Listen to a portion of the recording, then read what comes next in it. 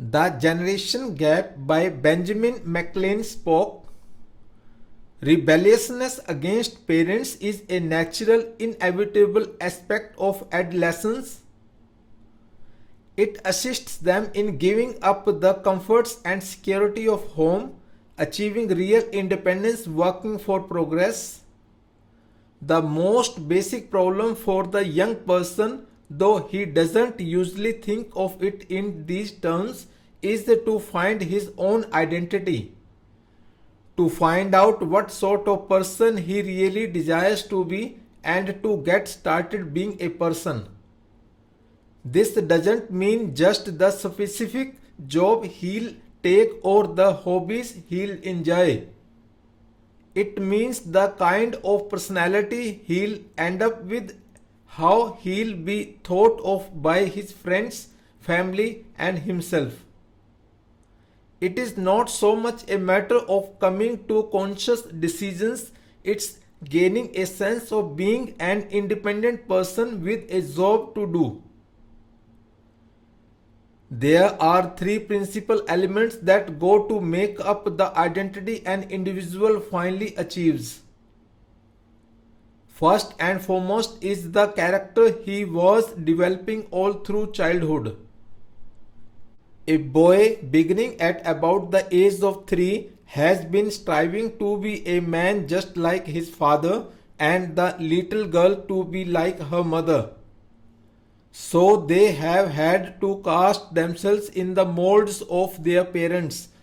They are made of their parents. But to become an effective adult, an individual must break off most of his dependence on his parents, not just to free enough to leave home, but to develop ideas and aims of his own so that he can help to solve the existing problems of the society in which he will live. His feeling of impatience and criticism towards his parents are what put him on the lookout for new ideas, new methods which may better solve problems of the day, and incidentally also show up his parents' generation as pretty well stuck in the mud. How strong the rebelliousness in each individual is and what from it takes is a second element in determining his eventual identity. The third element is the nature of the times and the needs of the times. These call on youth for different qualities in different historical periods. As Erik Erikson explains in Young Man Luther, the corruption of the church in Martin Luther's time.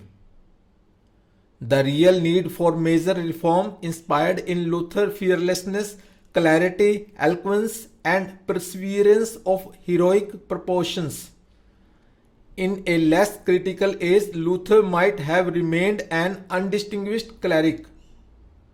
Many of the advances of civilization, technical inventions, scientific discoveries have been conceived by young people just on the threshold of adulthood. Because they were impatient with the achievements of the past and because they had no need to defend the present, they were able to envision and bring on the future. Thank you.